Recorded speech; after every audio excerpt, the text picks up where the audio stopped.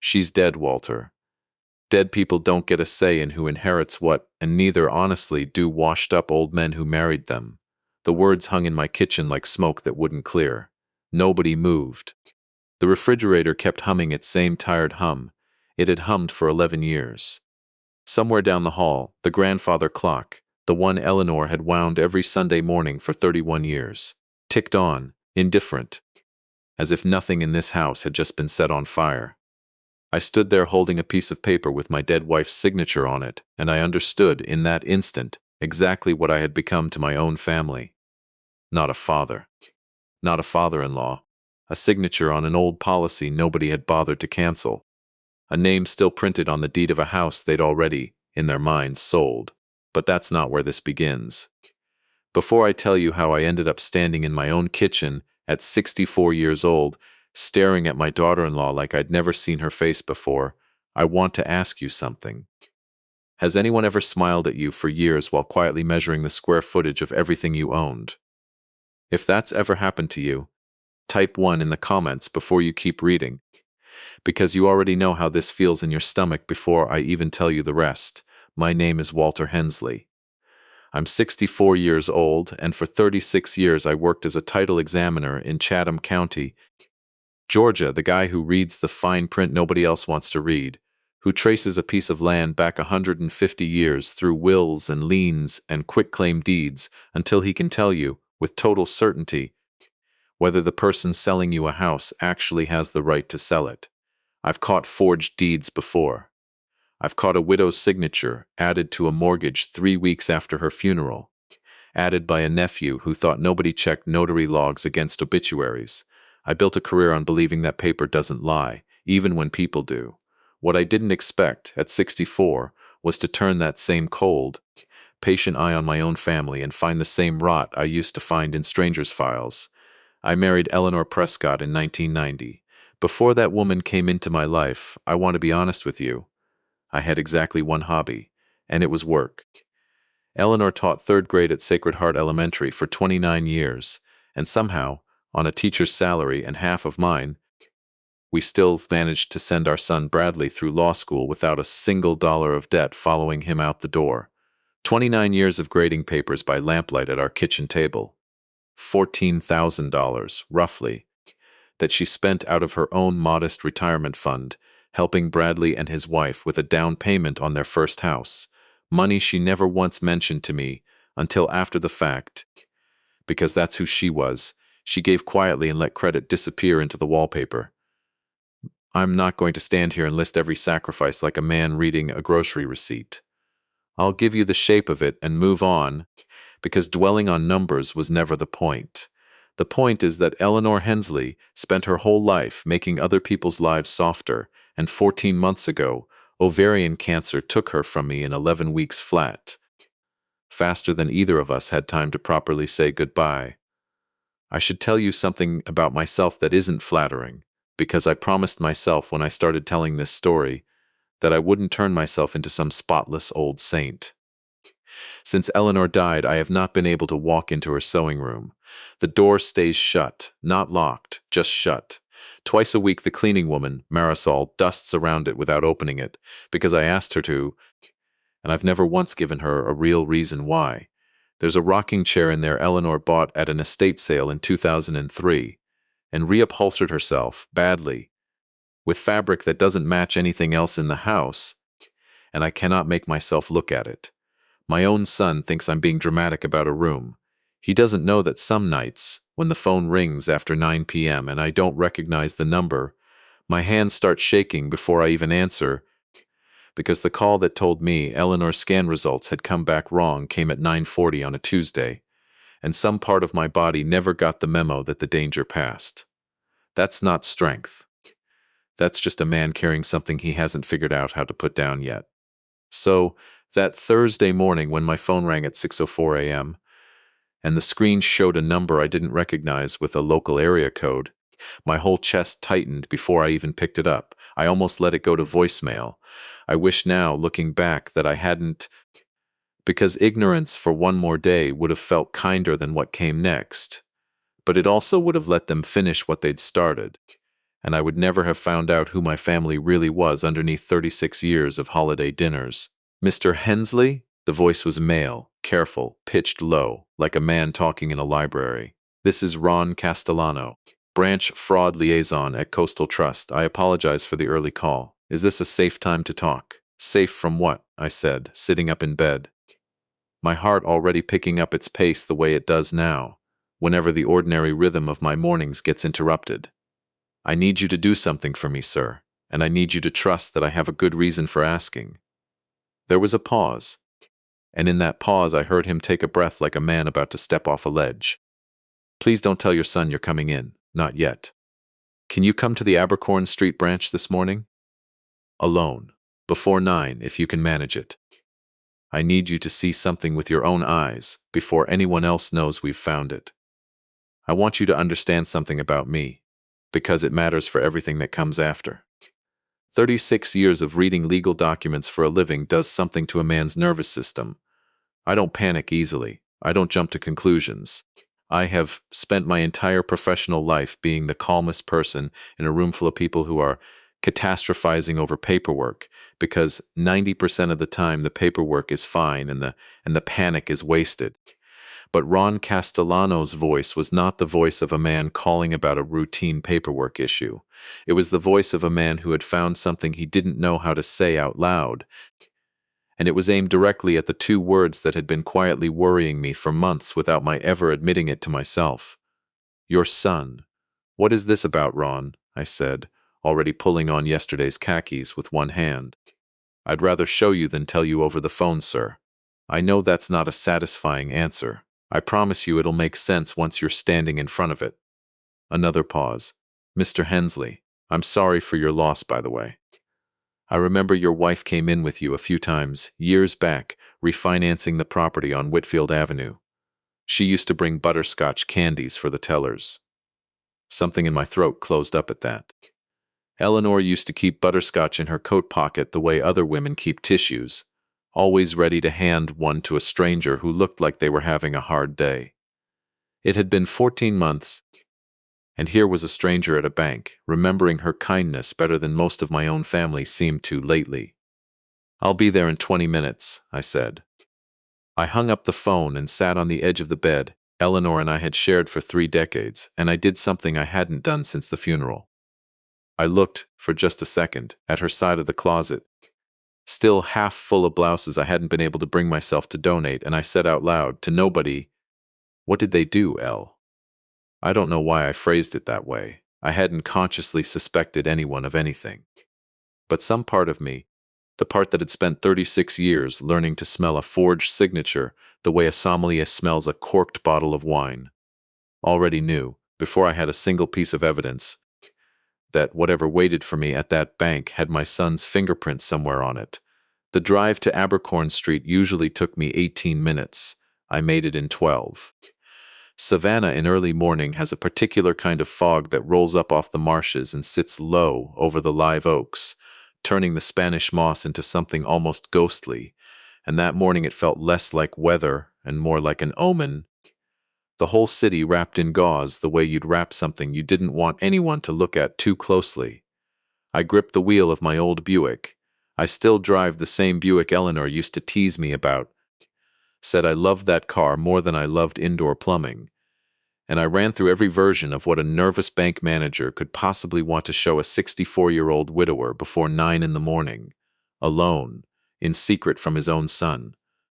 Identity theft, I told myself. Somebody skimmed a card number. That's all this is. But identity theft doesn't require a man to whisper, "Please don't tell your son." Ron Castellano was waiting for me just inside the glass doors when I arrived, 7 minutes before the branch officially opened, the security guard letting me in through a side entrance like I was smuggling something in rather than the other way around. Ron was younger than his phone voice had suggested, maybe 40, with the particular pallor of a man who hadn't slept well the night before. He shook my hand with both of his, the way people do when they're bracing you for something. "Thank you for coming in like this," he said, leading me back through the lobby toward a small glass-walled conference room near the vault. "I need to say up front, I checked with our compliance officer before I called you. I'm allowed to show you this because it directly involves an account where you're listed as a joint fiduciary. I want you to know I didn't do this lightly. Ron, I said, and my voice came out steadier than I felt, the same flat, patient tone I used to use with panicked clients who'd just discovered a lien on a property they'd already put an offer on. I've spent 36 years reading exactly this kind of hedge before somebody delivers bad news. Just show me. He nodded, opened a manila folder on the conference table, and slid a single document toward me. It was a home equity line of credit application, dated 3 weeks earlier. The property listed as collateral was 2214 Whitfield Avenue, my house, Eleanor's and my house. The house we'd bought in 1994 and paid off, dollar by dollar, in 2019. The mortgage-burning party we'd thrown in the backyard with Bradley grilling burgers and Eleanor crying happy tears into a paper plate.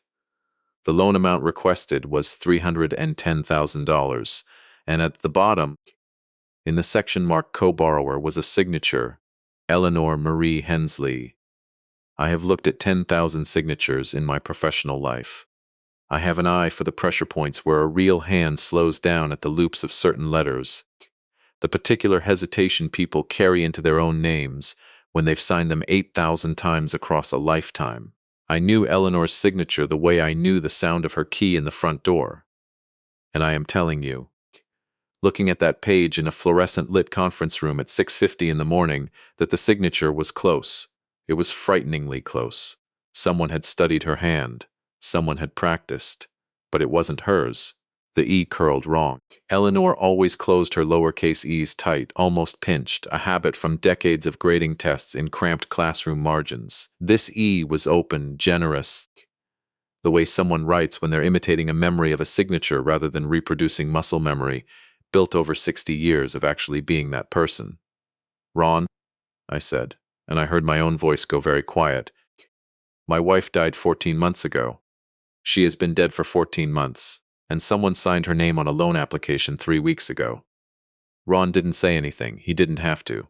His silence was its own kind of confirmation, the silence of a man who had already run the same math I was running, and had arrived hours before I did at the same unbearable conclusion. The notary stamp, I said, forcing myself back into the version of me that reads documents for a living, instead of the version of me that was starting to shake. Whose is it? He turned the page slightly so I could see the raised seal near the signature block. That's the part I needed you to see in person, he said, because I recognize the name on the notary commission, and I think you will too.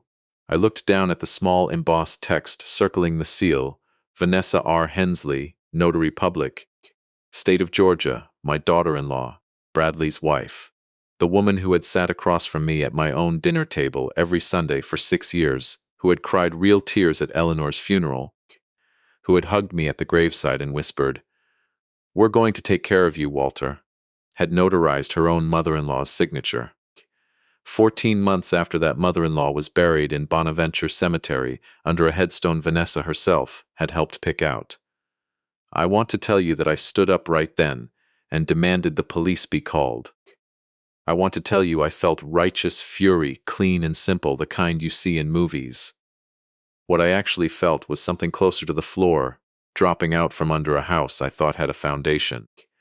Because a notary doesn't just witness a signature.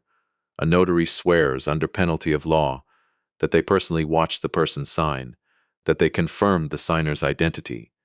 Vanessa hadn't just failed to catch a forgery. Vanessa had built one, or watched one be built, and then put her own legal name and license on top of it as a guarantee. There's something else, Ron said, and slid a second document across the table, this one older, dated 4 months back. This is what triggered our internal fraud review in the first place. It wasn't the loan application that got flagged. It was this. It was a change of beneficiary form for a small life insurance policy Eleanor and I had taken out together in 1997, one I'd frankly forgotten still existed, worth about $40,000. The original beneficiary, dated 1997, was me. The amended form, dated 4 months ago, 10 months after Eleanor's death, listed Bradley Hensley as sole beneficiary, with a note in the memo field that read, in a clerk's careful transcription of someone's handwriting, per verbal instruction from Eleanor Hensley prior to passing, formalized posthumously per family attorney. There is no such thing as formalizing a dead woman's wishes 10 months after her funeral. There is no version of the law where that sentence means anything except a lie dressed up in enough official-sounding words to slide past a clerk in a hurry. I sat very still. Ron watched me the way you watch someone standing near the edge of something. "Mr. Hensley," he said gently, "I want to be careful here, because I'm not a lawyer, and I'm not law enforcement. All I can tell you is what the documents show and what our fraud detection system flagged. I can't tell you who did what, or why, or what your son did or didn't know. I called you before I called anyone else, because you're the account holder. You're the one whose collateral is on the line, and frankly, sir, you deserve to see this with your own eyes before it turned into a phone call from a lawyer." "How long," I asked, "before that loan disburses? The $310,000. He checked something on his screen, and I watched a muscle tighten in his jaw. "Underwriting cleared it 2 days ago. Funds are scheduled to release Friday morning. 2 days from now. 2 days. 2 days before $310,000, securitist my dead wife's forged signature would land in an account I'd never authorized, against a house that held 31 years of our life inside its walls. A house where Eleanor had planted the azaleas along the front walk herself, on her knees in the dirt every April, humming hymns while she worked.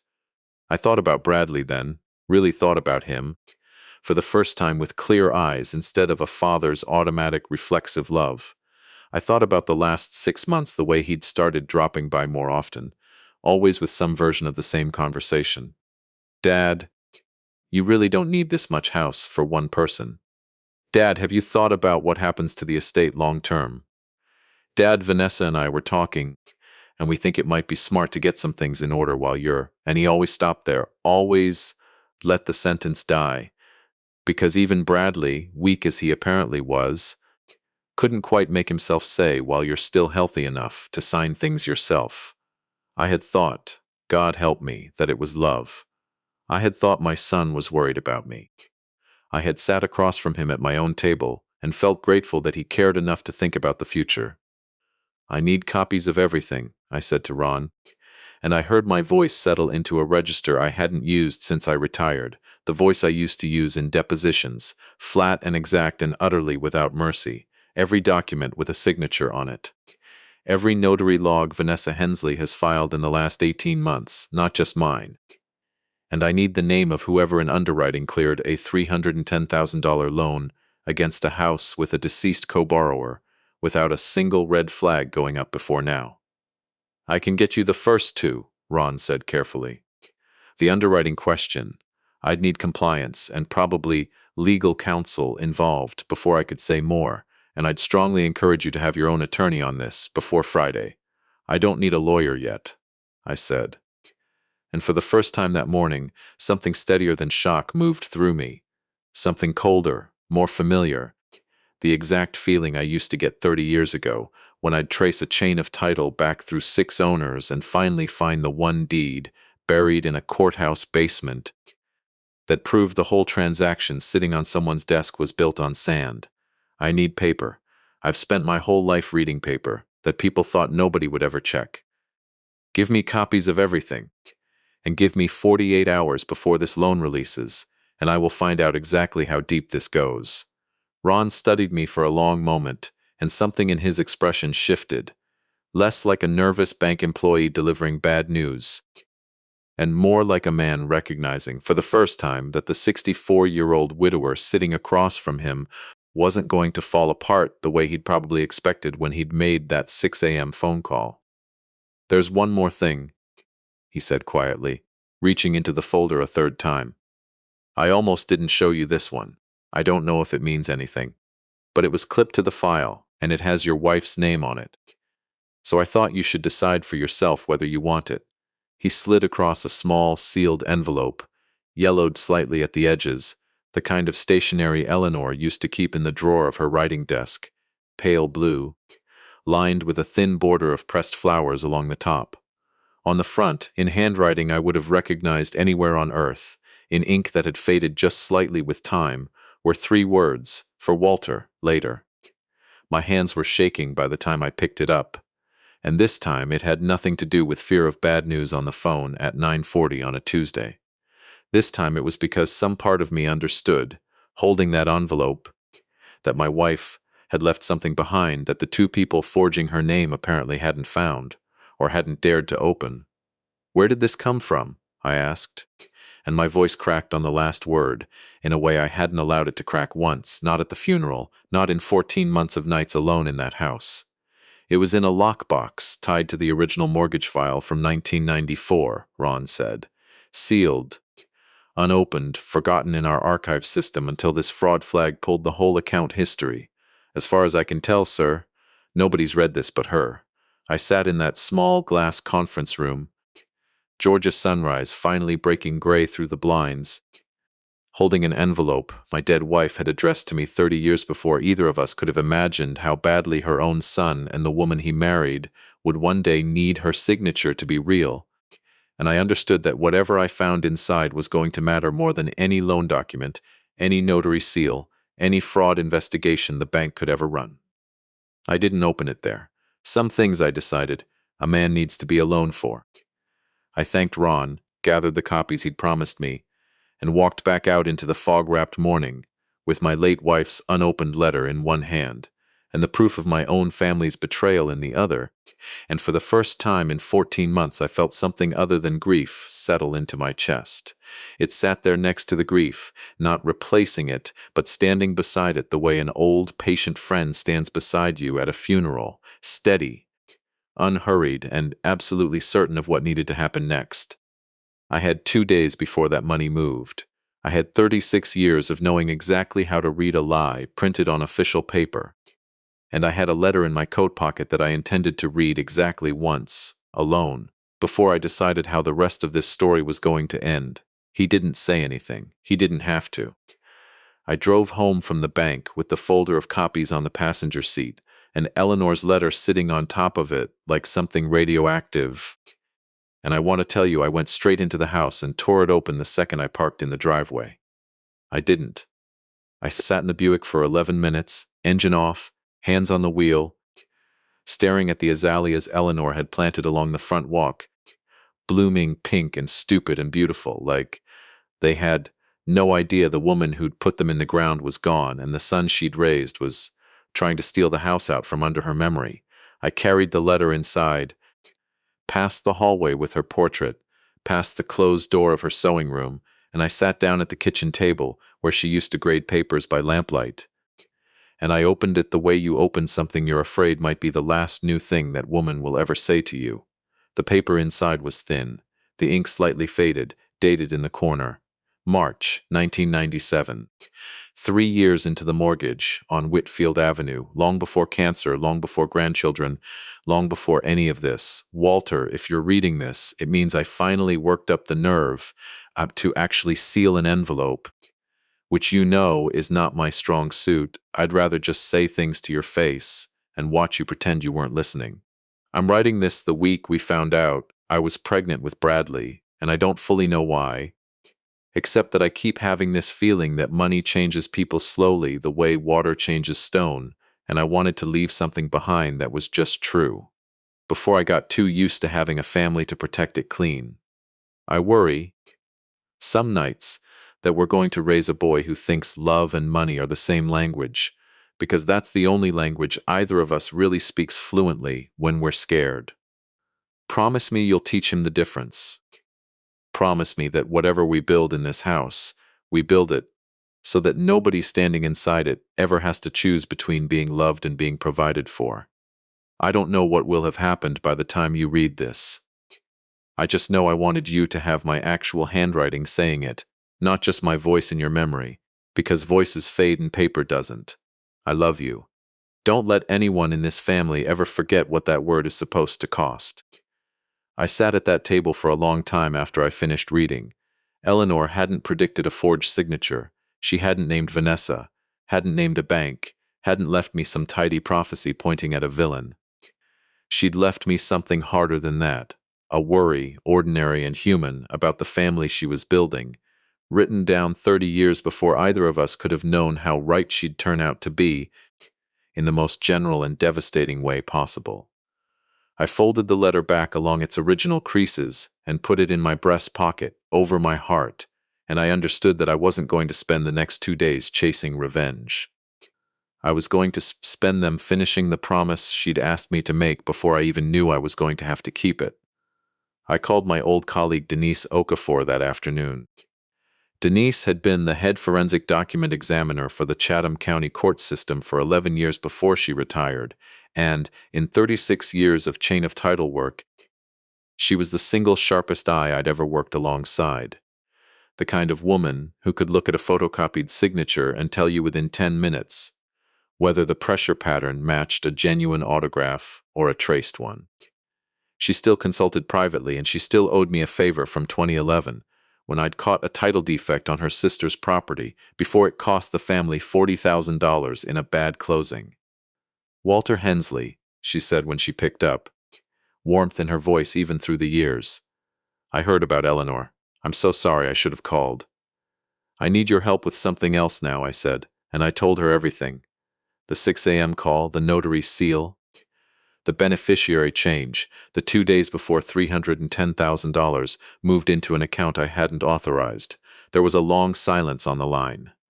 "Send me clear copies of both signature exemplars," she finally said, her voice shifting into the same clipped professional register I remembered from courtroom testimony. "The loan application and anything genuine of Eleanor's you still have on file, a card, a check, anything with natural pressure variants. I can have a preliminary written opinion for you by tomorrow morning. Walter, if this is what it sounds like, you understand this isn't just a family dispute anymore. This is felony forgery and notary fraud, and depending on how that beneficiary change was processed, possibly wire fraud on top of it." "I know what it is, Denise," I said. "I read documents for a living for 36 years. I know exactly what I'm looking at. What I don't know yet is how many people were standing around watching it happen." That was the part that kept circling back through my mind all afternoon. Sitting in my study with the copies spread across the desk, like a chain of title, I was tracing back through 150 years of some stranger's deceit. Except this time, every name on the page belonged to someone who'd sat at my Thanksgiving table. Vanessa's notary seal was undeniable. She'd either forged the signature herself or watched someone else do it and stamped her name on the lie regardless, which under Georgia law made her just as liable either way. But the beneficiary change on the insurance policy had a different signature line entirely. A family attorney's name I didn't recognize, someone named Preston Locke, whose firm, when I looked it up, turned out to share an office suite with exactly one other tenant, a mortgage brokerage called Ashcroft Lending Solutions. And Ashcroft Lending Solutions, according to the state business registry I pulled that evening, had been founded 4 years earlier by a man named Derek Ashcroft, and buried 3 clicks deep in a filing nobody was ever supposed to bother reading, listed as a 20% silent partner in that same brokerage, was Vanessa Reyes Hensley. I sat back in my chair. My daughter-in-law hadn't just notarized a fraudulent signature as a favor to my son. She had a financial stake in the very loan she'd helped forge. A loan being brokered through a company she partly owned, with an attorney sharing office space with that same company, an attorney who'd apparently agreed to backdate a family member's dying wishes on a form that would never have survived 30 seconds of scrutiny from anyone who actually knew Eleanor Hensley. This wasn't a spontaneous, desperate act by 2 people in financial trouble. This was infrastructure. This was a system somebody had built, patiently, brick by brick, over months, maybe longer, and my son's name was attached to almost none of it, directly. Every document I'd seen so far bore either Eleanor's forged signature or Vanessa's real one. Bradley's name appeared nowhere except as the beneficiary of the insurance policy, and as the resident of the house being used as collateral, which meant one of 2 things. Either my son exactly what his wife was building and had let her keep his own name clean of it, the coward's version of complicity, or my son didn't know anything at all. And Vanessa had been running an entire fraud campaign against her own father-in-law's estate without so much as telling her husband. using his childhood home as collateral behind his back, the same way she'd used his dead mother's name.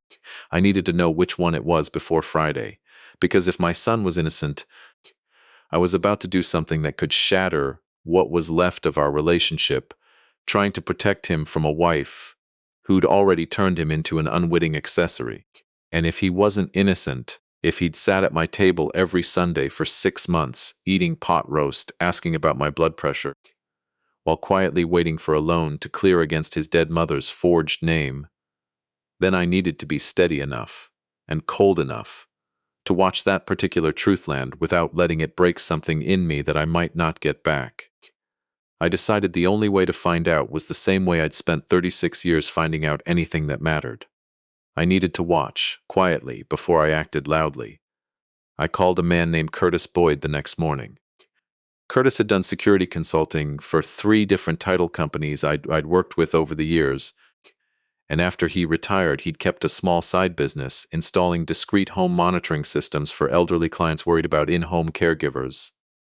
Nothing exotic, just a handful of compact cameras disguised as smoke detectors and picture frames, the kind of thing that holds up cleanly in court because it's installed openly in your own home, on your own property, with a paper trail showing exactly when and why. I had him install 2, one in the front hallway, angled toward the entry table where mail collected, one in my study, angled toward the desk where I kept the folder of bank documents Ron had given me, because if Bradley or Vanessa came looking for that folder before I was ready, I wanted a record of exactly who came looking and what they said while they thought nobody was listening. I didn't have to wait long. Bradley called that same evening, his voice doing the thing it always did when he was nervous, that slightly too bright cadence he'd had since he was 9 years old and lying about a broken lamp. "Hey, Dad. Vanessa mentioned you seemed a little off at dinner Sunday. Everything okay? You've been kind of quiet." "I'm fine, son," I said, keeping my own voice easy, unhurried, the voice I used to use interviewing a nervous seller who I already suspected was hiding a lien. "Just tired. Miss your mother more than usual this week, I think." "Some weeks are like that." "Yeah," he said, and there was a real catch in his voice when he said it, a small human hitch that made my chest hurt, because whatever else was happening, I didn't think my son was faking that particular grief. "Yeah, I get that. Listen, actually, would it be all right if Vanessa and I stopped by tomorrow evening? She wanted to talk to you about something.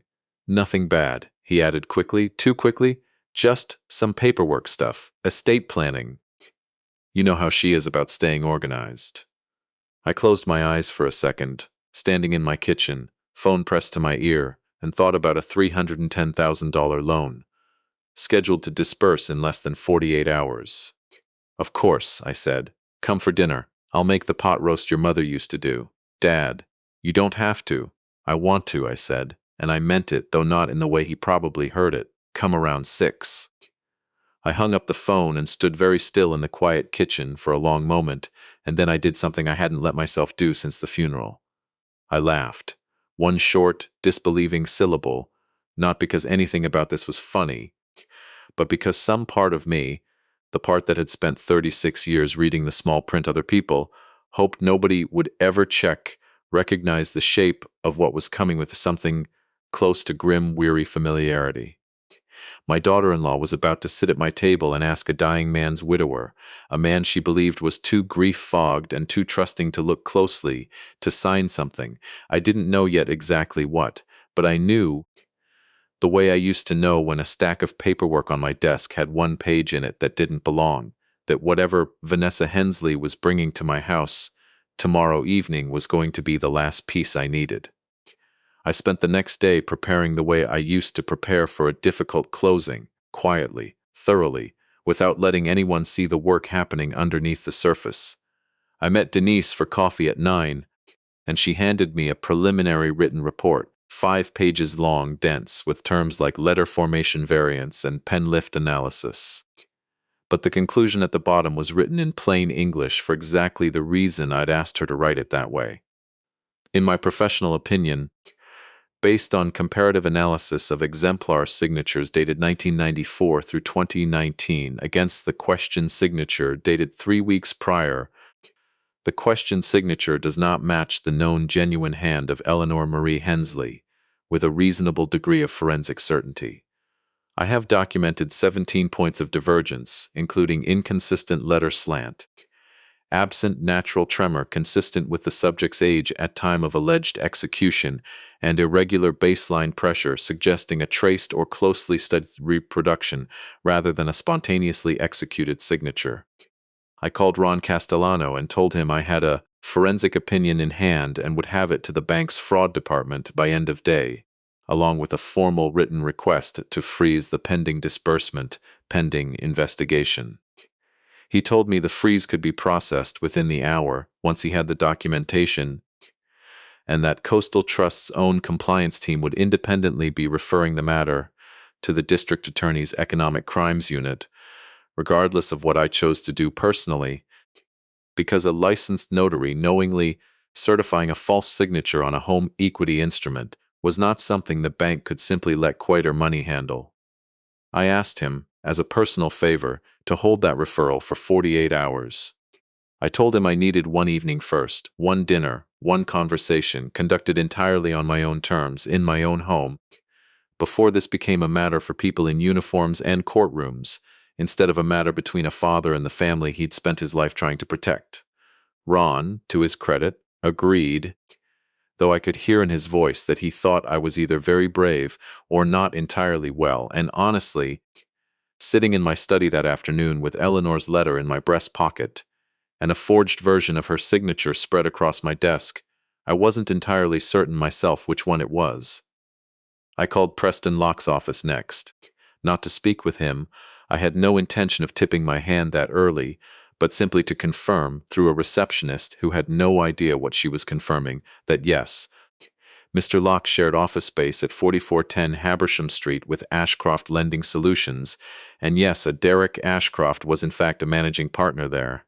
I drove past that address once that afternoon, slowly, the way you drive past a house you used to live in, just to put a physical shape to a name that had, until that morning, existed only as a line item in a public filing. It was an unremarkable two-story office building near the edge of the historic district. Nothing sinister about it at all, which somehow made the whole thing worse. Evil, I have come to understand at 64 years old, rarely announces itself with a building that looks the part. It usually looks exactly like every other building on the street, right up until the day someone finally opens the right file. By 5:30 that evening, I had the pot roast in the oven, the table set the way Eleanor used to set it on Sundays, her good linen napkins, the water glasses she'd always insisted matched even for casual family dinners, and I had the folder of bank documents sitting, closed, on the sideboard near the dining room, close enough that I could reach it in 3 steps, far enough that it wouldn't look like a trap the moment Vanessa walked through my front door. I checked the small camera Curtis had installed in the corner of the ceiling, disguised inside a smoke detector housing, confirmed the recording light was steady, and then I did something I hadn't done in 14 months. I stood in front of the hallway mirror, straightened my collar, and practiced, quietly, the particular flat, unhurried voice I used to use across a closing table from someone I already knew was lying to me. The voice that lets a person believe, right up until the very last second, that you haven't yet noticed anything wrong at all. At 5 minutes to 6, headlights swept across my living room curtains, and I heard 2 car doors close in my driveway. My son's voice, low and tense, saying something I couldn't quite make out, and Vanessa's voice answering him in the clipped, businesslike tone I'd learned, over 6 years, to recognize as the one she used whenever she was about to get exactly what she wanted. I opened the front door before they could ring the bell, and I smiled at both of them, the way I imagine a house smiles at people it already knows are about to try to take it apart, brick by patient brick, without ever once raising their voice. "Come on in," I said. "Dinner's almost ready. I made your mother's pot roast, Bradley. Figured it was about time this house smelled like her again." The pot roast filled the house with a smell I hadn't let myself make since Eleanor died, rosemary and browned onion, and the particular sweetness of carrots cooked down soft, exactly the way she used to do it, and for one strange, Suspended moment as Bradley and Vanessa hung their coats in the hall. I watched my son close his eyes and breathe it in, and something in his face cracked open just slightly, in a way that looked almost like grief instead of guilt. I filed that away. A man reading documents for 36 years learns to notice which cracks are real. 6-year-old Lily trailed in behind them, dragging a stuffed rabbit by one ear, and the second she saw me, she ran the length of the hallway and wrapped both arms around my leg the way she'd done since she could walk. I lifted her up, and something in my chest that had been coiled tight since 6 a.m. the previous morning loosened for exactly as long as it took her to say, "Grandpa, you smell like Grandma's kitchen," and bury her face in my shoulder. Whatever was coming, whatever I was about to do at my own dinner table, it had nothing to do with that little girl, and I made myself a private promise, standing there in the hallway with her arms around my neck, that it never would. "Smells incredible, Dad," Bradley said, following me into the kitchen, and I watched him glance, just once, toward the sideboard in the dining room, where the closed folder sat in plain sight. His eyes moved off it fast, too fast, the way eyes move off something they already know is dangerous. Vanessa didn't glance at it at all. Vanessa walked straight past it like a woman who already knew exactly what was inside and had decided, correctly as it turned out, that the best way to handle a landmine is to never once look down at the ground. We sat. I said grace, the same short blessing Eleanor used to say, and I watched Vanessa bow her head with theatrical patience, the kind of patience that's really just waiting for the socially required part of an evening to be over so the actual business can begin. Lily chattered about a school project involving a diorama of the ocean. Bradley asked about my blood pressure, my sleep, whether I'd been keeping up with my walks along the river, all the small, genuine-sounding questions of a son who either loved me very much or had rehearsed loving me very well, and by the third glass of iced tea I still hadn't decided which. It was Vanessa who finally set down her fork, folded her hands on the table with the crisp efficiency of a woman closing a meeting, and said, "Walter, we actually did want to talk to you about something tonight. Nothing to worry about. Just some estate housekeeping." "Housekeeping," I repeated, keeping my voice mild, curious. The exact register I used to use with a seller who just told me a property had no issues at all with the title. "You know how much Eleanor always worried about things being organized," Vanessa said. And there it was. Eleanor's name in her mouth, delivered with the practiced softness of someone who had learned exactly how much sorrow to season a sentence with to make it land as sincere. She actually talked to me about this more than once before she passed. She wanted to make sure that if anything ever happened to you, the house and the estate would transition smoothly, without a long probate mess. Court fees, delays, all of it. So Bradley and I had our attorney draw up a simple document. It just names me as successor trustee on the family trust, so that if anything ever happens to you, everything moves directly to Bradley, without the estate getting tied up in the courts for a year. It's really just a formality, Walter. A lot of families your age do this. I looked at my son. Bradley was studying his plate very intently, moving a piece of carrot back and forth with his fork, and I understood, watching him, that whatever guilt was sitting in that boy's chest, it wasn't sitting comfortably. "Your attorney," I said. "Would that be a Mr. Preston Locke? By any chance?" Something small and sharp moved behind Vanessa's eyes, the first genuine flicker I'd seen all evening there, and gone in under a second, but I'd built a career on catching exactly that kind of flicker. "Yes, actually," she said, recovering smoothly.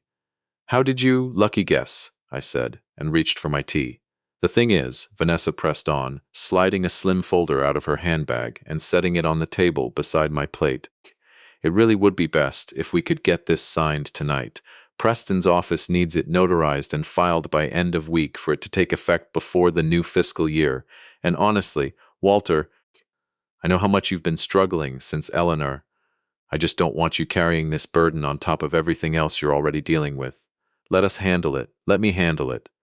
I let a long moment pass. I let it stretch, the way I used to let silences stretch across a closing table when I wanted a nervous party to fill it with more than they meant to say. "Lily," I said instead, turning to my granddaughter, who was quietly feeding a piece of pot roast to her stuffed rabbit under the table.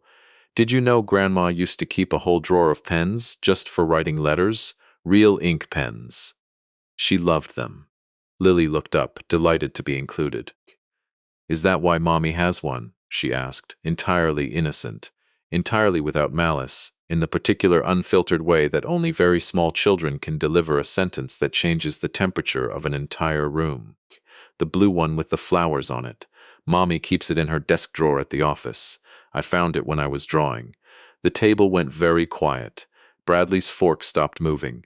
Vanessa's hand, resting near the folder, went still in a way that no amount of composure could disguise. I knew that pen. Eleanor had owned exactly one fountain pen, with a small enamel band of forget-me-nots around the barrel, a gift from her mother in 1974. The pen she used for every important signature of her adult life. Mortgage documents, Bradley's christening certificate, 31 Christmas cards a year for 3 decades. It had disappeared sometime after the funeral, and I had assumed, in the fog of that first terrible month, that it was simply lost among the 100 small things that get lost when a house loses its center. That's a lovely story, sweetheart, I said gently to Lily, keeping my voice perfectly level, and reached across the table, not for the folder Vanessa had slid toward me, but for the closed manila envelope waiting on the sideboard. I set it down beside her folder, unopened, and let it sit there between us like a quieter guest at the table. Before I sign anything, I said, looking at Vanessa now, and letting just enough of the old courtroom flatness creep into my voice that I watched her posture change in response. Some ancient animal part of her recognizing danger before her conscious mind caught up. I want to show you both something the bank called me about yesterday morning. I opened the folder and laid the documents out one by one, unhurried, the way I used to lay out a chain of title in front of a room full of lawyers who thought they already knew how the meeting would end. The loan application. The forged signature. Denise's forensic report. 5 pages, 17 documented points of divergence. The beneficiary change form with Preston Locke's signature beneath a lie about a dead woman's verbal instructions. And last, the business filing showing Vanessa Reyes Hensley as a 20% silent partner in Ashcroft Lending Solutions, the very brokerage processing the loan against my house. Bradley went white. Not pale, white. The color draining out of his face so completely that for one terrible second I thought he might actually be sick at my table. Vanessa, he said, and his voice cracked on her name. What is this? What is he talking about? What is this company? It's nothing, Vanessa said, too fast, reaching for the papers, and I moved my hand flat over them, calm, immovable. The same gesture I'd used 1,000 times to keep a nervous seller from snatching back a document before everyone in the room had finished reading it. Your mother-in-law has been dead for 14 months, I said, and I kept my voice almost gentle, which I think frightened Vanessa far more than shouting would have. 14 months, Vanessa, and 3 weeks ago, someone signed her name on a loan for $310,000 against this house, and you notarized it. You put your own license, your own name, your own signature on top of a dead woman's forged hand. She's dead, Walter, Vanessa said, and her voice, when it finally came, had shed every trace of the soft, grieving daughter-in-law warmth she'd been performing for 6 years, dropping instead into something cold and flat and true. Dead people don't get a say in who inherits what, and neither, honestly, do washed-up old men who married them. This house should have transferred to Bradley the day she died. You've just been sitting in it, alone, rattling around a place too big for one grieving old man, while your son and his family live in a starter home with a broken air conditioner. I did what needed to be done. I did what Eleanor would have wanted, if she'd ever bothered to get her own affairs in order before she died, and left this whole mess for the rest of us to clean up. The refrigerator kept humming. Somewhere down the hall, the grandfather clock kept ticking. Lily, sensing the temperature of the room without understanding it, had gone very quiet, her small hand finding her father's sleeve and holding on. And that was the moment, that exact sentence, "Dead people don't get a say," that I understood I had been standing, without knowing it, at the exact beginning of this story the whole time. Everything after this had already been decided in my mind before Vanessa finished speaking. I was not going to scream at her across my own dinner table. I was not going to let this become the kind of ugly, undignified scene that ends with police cars in my driveway and Lily crying in the back seat of her parents' car, remembering forever the night Grandpa yelled. Eleanor had asked me, 30 years ago, in ink that had faded but never once lost its meaning, to make sure nobody in this family ever forgot what love was supposed to cost. I intended to keep that promise in exactly the way she would have wanted, patiently, thoroughly, with the paperwork on my side, and with the truth delivered in a room full of witnesses who had known and loved Eleanor Hensley long enough to understand precisely what had been stolen from her. Bradley, I said quietly, not looking away from Vanessa, did you know about this? Any of it? The loan, the beneficiary change, the company. I need you to tell me the truth, right now, at this table, in front of your daughter. My son was crying by then, silently. The particular helpless crying of a grown man who has just watched the floor of his own life open beneath him. I knew about the trust paperwork, he said, his voice breaking apart word by word. Vanessa said Mom had told her, before she died, that she wanted things simplified. I believed her, Dad. I swear to God I believed her. I didn't know about a loan. I didn't know about any company. I didn't. He stopped, pressed both hands over his face. And I watched 32 years of a father's love for his son twist itself into something far more complicated, because I believed him, and because believing him didn't erase the fact that he had let 6 months pass without once asking his wife a single hard question about where all of this urgency to get things organized was actually coming from. A man can be innocent of forgery and still guilty of choosing comfortable ignorance over uncomfortable truth. I have been guilty of exactly that kind of quiet failure myself, more than once, in ways I would eventually have to say out loud to more than just myself.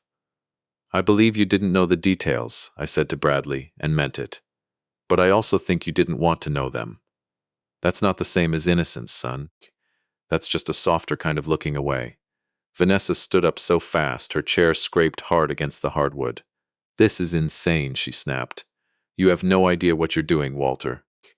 You think a few pieces of paper from some retired old title clerk are going to hold up against a licensed attorney and a notarized document? You're a grieving old man who can't even walk into his own wife's sewing room. Everyone knows you haven't been right since she died. Do you really think a judge is going to take your word over ours?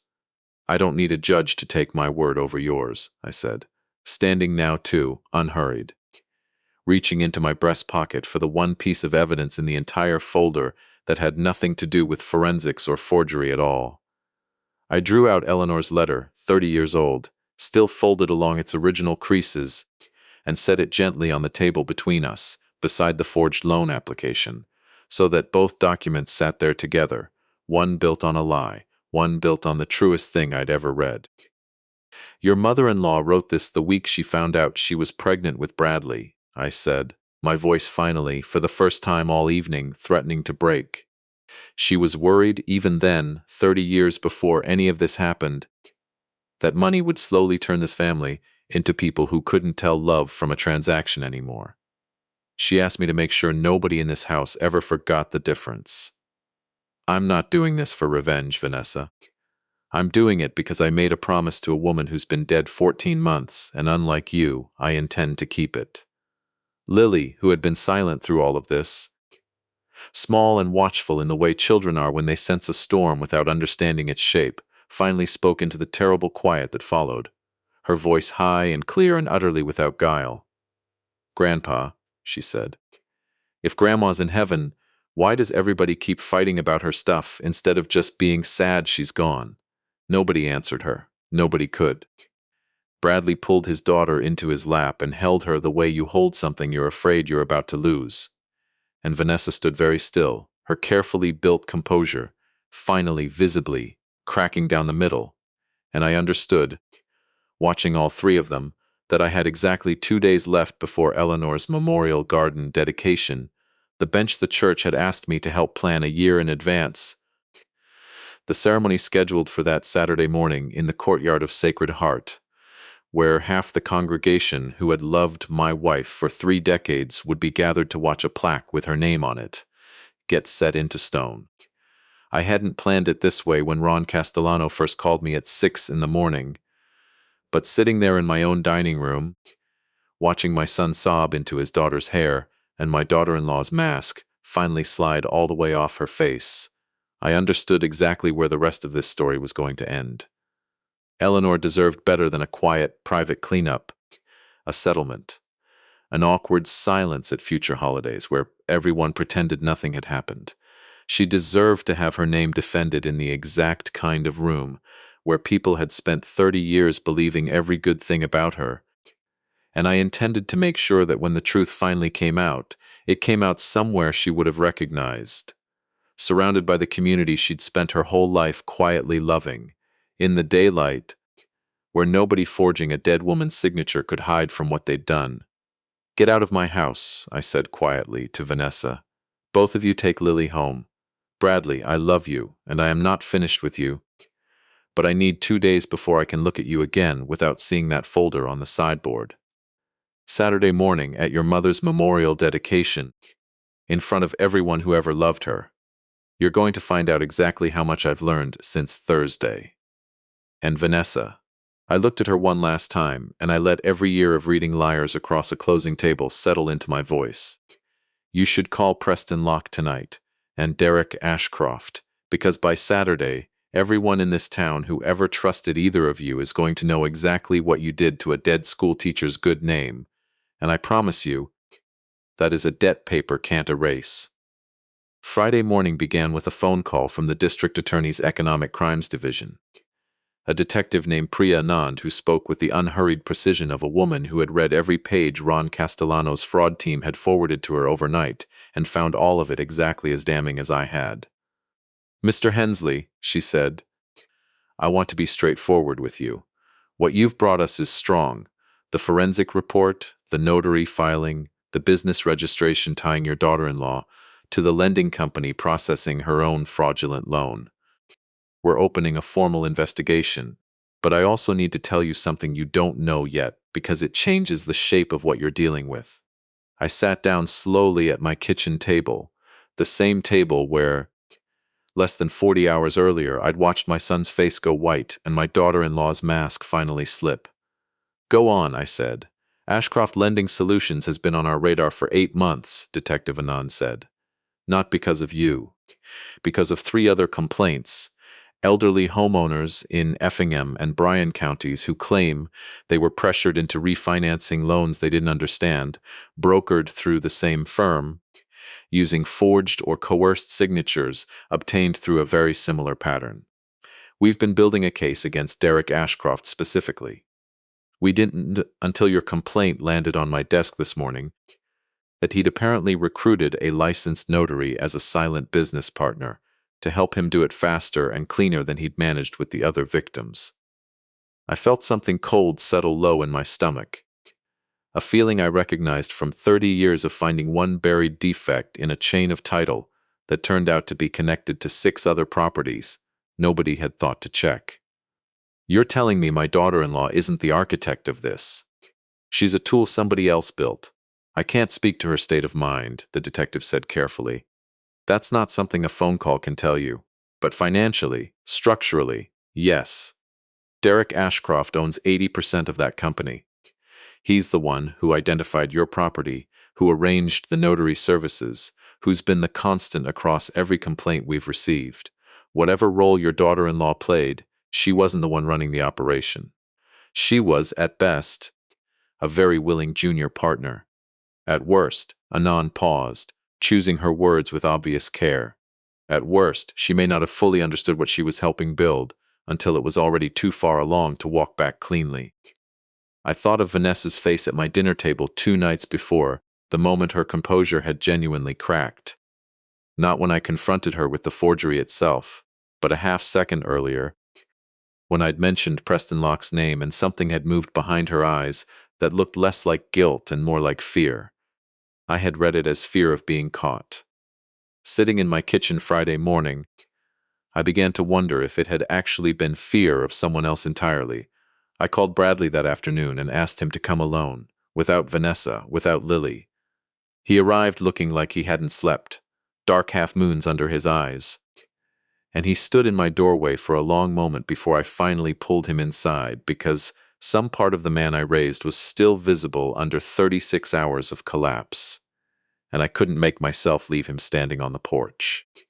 We sat in the living room, the same room where he'd learned to walk, where Eleanor used to read to him every night from a stack of library books 3 feet high, and I told him what Detective Anand had told me.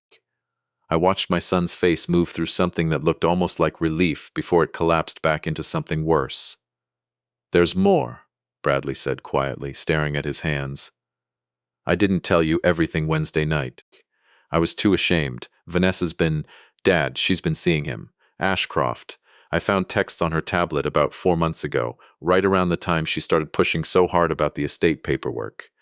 I didn't want it to be true, so I told myself it was just business, just the loan company, and I let myself believe her every single time she explained it away, because the alternative was admitting my marriage was built on something I couldn't fix. I've been so scared of finding out I was right that I let her use Mom's name to steal from you, rather than ask the one question that might have stopped all of it." He put his head in his hands, and, for the first time since he was maybe 9 years old, crying over a broken lamp he'd been too afraid to confess to, I watched my grown son fall apart completely in front of me. And I did something I hadn't done in longer than I could remember, longer than the funeral, longer than the diagnosis, maybe longer than Bradley's own wedding. I crossed the room, sat down beside him on the couch. Eleanor had reupholstered herself in 2008, and I put my arms around my son and held him while he shook, neither one of us saying anything for a long time. Two men who had never been especially good at this particular language finally, awkwardly, learning to speak it. "I owe you an apology, too," I said finally into the quiet, because Eleanor's letter was still sitting in my breast pocket and I could feel the weight of the promise I'd made her pressing against my ribs. "Not for what your wife did. For what I did, or didn't do, for 8 years before that. I worked 60-hour weeks when you were young because I told myself I was building security for this family, and your mother carried almost everything else alone. Your homework, your heartbreaks, the year you got suspended, and I found out about it 4 days late because I was closing a deal in Macon. I taught you, without ever meaning to, that love mostly looks like being provided for from a careful distance. Your mother tried to warn me about exactly that 30 years ago, in a letter I only just read 2 days ago. I think some small part of what happened this week grew out of soil I helped till, son, even if I never touched the seeds myself." Bradley lifted his head, red-eyed, and looked at me with an expression I hadn't seen on his face since he was a boy small enough to believe his father could fix anything. "What do we do now?" he said. "Saturday," I said. "Your mother's bench gets dedicated in the church courtyard. Half of Savannah who ever loved her is going to be standing there.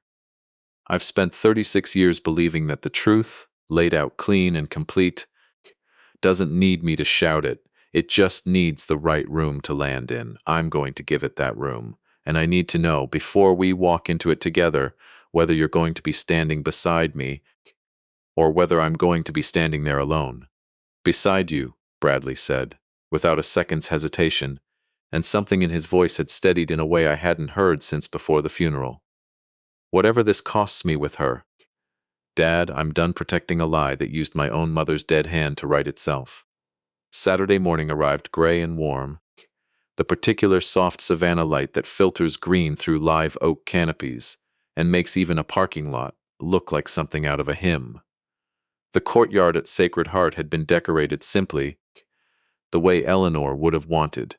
No flowers ordered from a catalog, just whatever the church garden club had cut that morning from their own beds, arranged in mason jars along the low stone wall where the new bench sat waiting under a plain white sheet, a small bronze plaque already fixed to its back rail, in loving memory of Eleanor Marie Hensley, beloved teacher, wife, and friend, 1955 to 2024.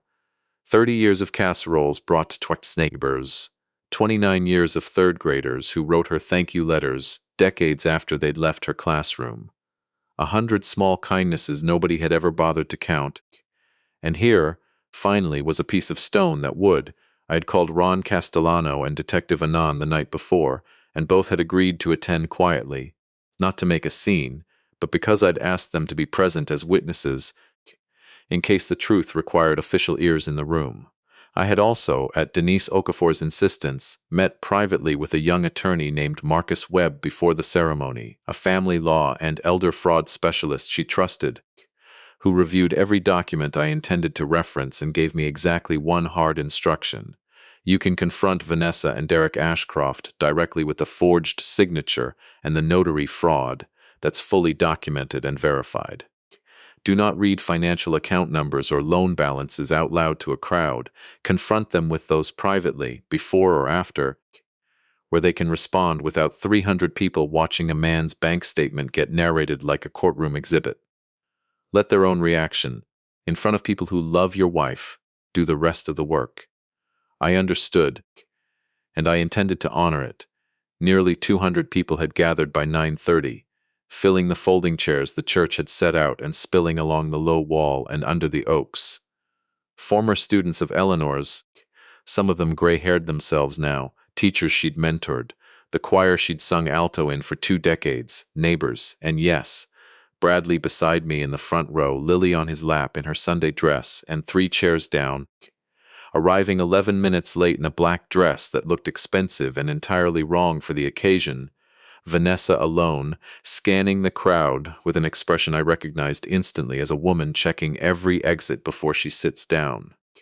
Father Alvaro opened with a short reflection on Eleanor's life, warm and unhurried, the kind of eulogy that makes a room full of strangers feel, for a few minutes, like family. Then he turned to me and said, gently, Walter has asked to say a few words before we unveil the bench.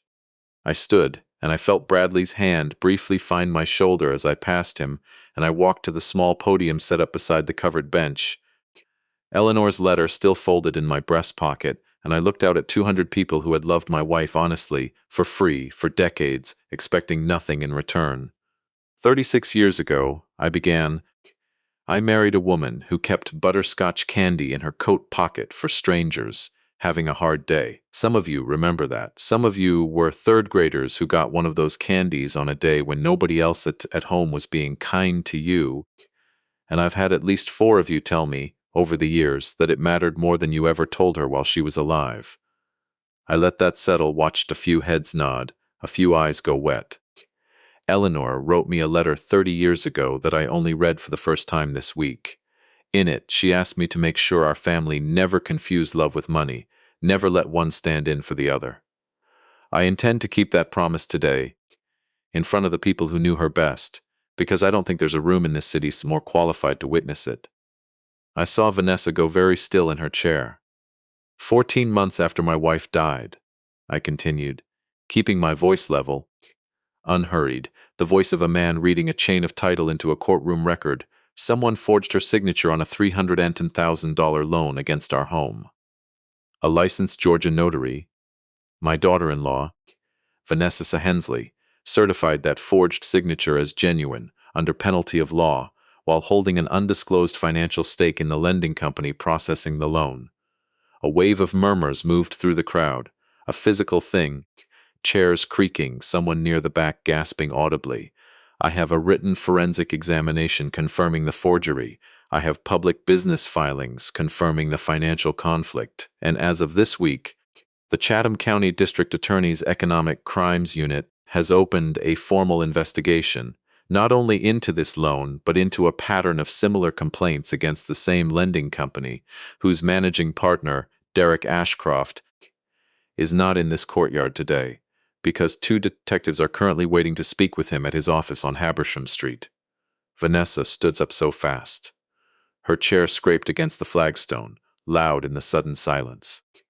This is a private family matter, she said, her voice pitched too high, cracking at the edges. Walter, you can't do this here, in front of. This is grief talking. It's not grief, Vanessa, said a voice from 3 seats down. And I watched my son stand, Lily still clutched against his chest, his own voice shaking but clear enough to carry across the whole quiet courtyard. I know, because I sat across from you last night and asked you, straight out, whether you were involved with Derek Ashcroft, and you told me I was being paranoid. I called him myself this morning. He told me everything, Vanessa, about the accounts, about the 4 months, about the plan to have the loan disbursed and gone before Dad ever thought to check a notary log. Bradley's voice broke completely on the last few words, but he didn't sit down. You used my mother's dead hand to sign a document, and you let me believe it was her wish, and I am done protecting that lie for one more second, in front of anyone. The sound that came out of Vanessa then was not composed. It was not the careful, businesslike voice I'd heard across my dinner table 2 nights before. It was something raw and cornered, and for one long, terrible moment I watched genuine devastation move across her face. Not the performance of it, the real thing. The look of a woman realizing simultaneously that her husband knew, that her secret was being read aloud in a church courtyard full of witnesses, and that the man she'd apparently been building a second life around had, in the space of one phone call from Bradley, told 2 detectives everything he needed to about her role in exchange for a lighter charge of his own. He said he loved me, Vanessa said, and it came out small, almost childlike. Nothing at all like the woman who had sat at my table calling me a washed-up old man 2 nights earlier. He said the loan was just business, that Eleanor's account was basically dormant anyway, that nobody would ever check because you'd stopped paying attention to anything since she died. He told me that trust paperwork was standard, that families do this all the time. I didn't think of it as forging a dead woman's name. I told myself it was just paperwork. I told myself it was practically true because Eleanor probably would have wanted things simplified, and I just made it official a little early. She was crying now, openly, in front of 200 people who had, until 9:40 that morning, believed her to be a grieving daughter-in-law. I know that sounds insane saying it out loud. It sounded reasonable every single time he said it to me in private. I stood at that podium and felt no triumph at all, only a deep, tired sorrow, because I recognized in Vanessa's collapsing voice the particular shape of a person who had been slowly, patiently convinced by someone she trusted that a lie was really just an inconvenient truth arriving slightly ahead of schedule. And I thought of Eleanor's letter in my pocket, warning me 30 years ago about exactly this, about how money changes people the way water changes stone, slowly enough that you never notice the shape you've become until someone holds up a mirror in front of 200 witnesses. An older woman I recognized from the choir loft, Miss Odessa Freeman, who had sung beside Eleanor every Sunday for 19 years, stood up from her folding chair without being asked, walked forward, and simply stood beside me at the podium, saying nothing. Her presence alone a kind of quiet, unspoken vote of support that needed no speech to explain itself. 2 more followed her, then 4 more. Within a minute, a dozen people who had loved my wife for decades were simply standing near me, not shouting, not performing outrage, just standing, the way a community stands around someone it has decided, without a formal vote, belongs to it. Father Alvaro finally stepped forward and gently, without raising his voice, said, "I think this ceremony has become something none of us expected this morning, but I don't think Eleanor would want us to end it in anger. Let's finish honoring her the way we came here to."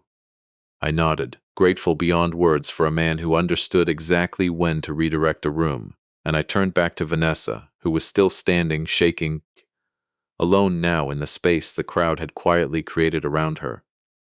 "I'm not going to have you arrested here today, in front of my granddaughter," I said, quietly enough that it stayed between the 2 of us and Bradley and Father Alvaro, though I suspected half the front rows heard it anyway. "The district attorney's office is going to handle the criminal side of this on their own timeline, and that's out of my hands now, regardless of what I want. But I need you to understand something right now, in front of witnesses who matter to me. I am not tearing up a will you never had the right to touch in the first place. I own this house outright, and I hold sole trustee authority over Eleanor's and my estate exactly as I always have. Nothing you signed or forged or notarized ever actually transferred anything to anyone, because none of it was ever legally valid to begin with. What I do need from you, formally, through Marcus Webb's office by Monday, is your written acknowledgement that you understand the notary certification was false and your agreement not to contest the bank's correction of the loan record or any future adjustment I make to our family trust. That's not me taking something from you that was yours. That's you finally stopping the taking. Vanessa nodded, silent, tears still falling, and something in her posture, the fight finally, fully gone out of it, told me she understood exactly what I meant and that whatever came next between her and Bradley, between her and Lily, was a much longer, sadder conversation that had nothing left to do with me. Father Alvaro cleared his throat gently, and the courtyard, by some unspoken agreement, began settling back into the shape of a memorial service rather than a courtroom. "Walter," he said, "would you like to unveil the bench?" I looked down at Bradley, still holding Lily, his eyes red but steadier now than they'd been in days, and I held out my free hand. He took it, and together, father and son, for the first time in longer than either of us could probably say, we pulled the white sheet away from the stone bench beneath the live oak, and there it was, catching the soft green morning light. Eleanor's name in bronze, permanent, uncontested, exactly where it belonged. Derek Ashcroft was arrested at his Habersham Street office 4 hours after the ceremony ended, according to Detective Anand, who called me that evening with the kind of weary satisfaction of someone who'd finally closed a case 8 months in the making. He was charged with multiple counts of financial exploitation of the elderly, forgery, and wire fraud, tied not just to my family's loan but to the 3 other complaints from Effingham and Bryan counties. Homeowners in their 70s and 80s who'd trusted a friendly, well-dressed young man with a firm handshake and a folder full of paperwork that always seemed, somehow, to need signing that same afternoon. Vanessa was charged separately with false notarization and conspiracy, though her attorney was already negotiating a plea in exchange for her full cooperation against Ashcroft, whose pattern, it turned out, ran considerably deeper and considerably older than the 6 months my own family had been caught inside it. Bradley moved out of the house he'd shared with Vanessa the following week, taking Lily with him on the days the courts allowed, and he asked me, hesitant in a way that reminded me painfully of the boy who used to ask permission for everything, whether he and his daughter could stay in Eleanor's old craft room until he found somewhere permanent. I want to tell you I said yes without hesitation, but the truth, since I promised you truth all the way through this story, is that I stood in the hallway outside that closed door for a long moment before I finally turned the handle. The room smelled like her still, cedar and lavender sachets, and the particular dust of fabric that's been folded the same way for 20 years. The rocking chair sat exactly where she'd left it, reupholstered in mismatched floral fabric that had never gone with anything else in the house and had never once needed to. I stood there with my son and my granddaughter, and I did the thing I hadn't been able to do in 14 months. I walked all the way in, sat down in Eleanor's chair, and let Lily climb into my lap the way she used to climb into her grandmother's. "Grandpa," she said, running her small fingers along the arm of the chair, "did Grandma sit here a lot?" "Every single day," I said. "This is where she used to read your daddy his bedtime stories, before he was even old enough to have a room of his own." Bradley, standing in the doorway, made a sound that wasn't quite a laugh and wasn't quite a sob, and came and sat on the floor beside us the way he used to as a boy, and for the first time since Eleanor's diagnosis, I felt something in that house exhale. The following Sunday, the choir from Sacred Heart showed up unannounced on my doorstep. Miss Odessa Freeman leading a small brigade of casserole dishes and mason jars of sweet tea.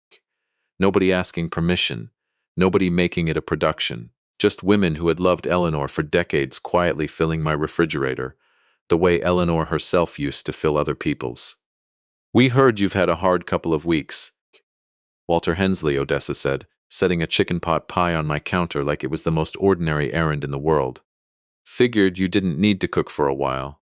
I told her, standing in my kitchen with grief and gratitude tangled together in my chest, in a way I was slowly learning didn't need to be separated, that Eleanor used to say the exact same thing about other people's hard weeks, that a casserole says what a card can't.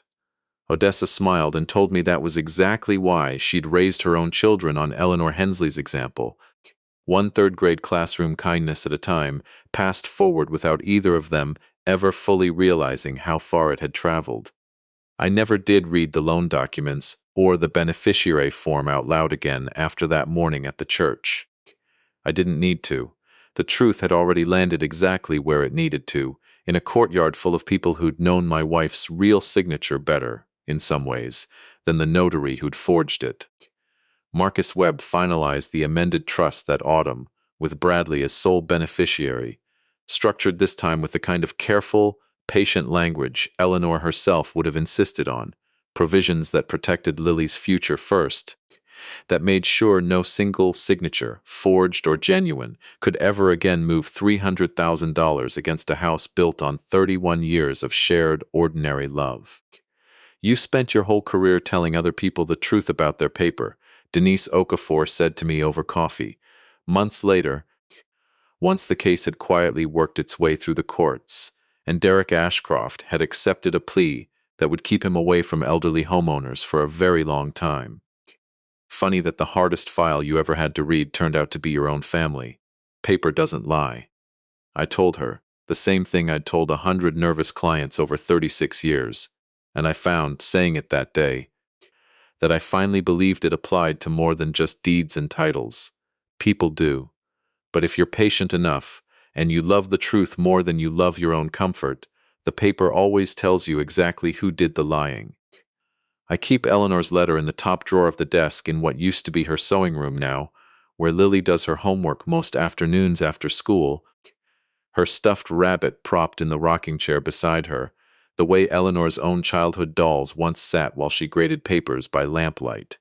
Some evenings, when the house goes quiet and the phone doesn't ring past 9, I sit in that chair myself, and I think about a scared young schoolteacher 30 years ago, 3 months pregnant, worried enough about the family she was about to build that she sealed a warning into an envelope and asked a bank to keep it safe until the day her husband would finally need it.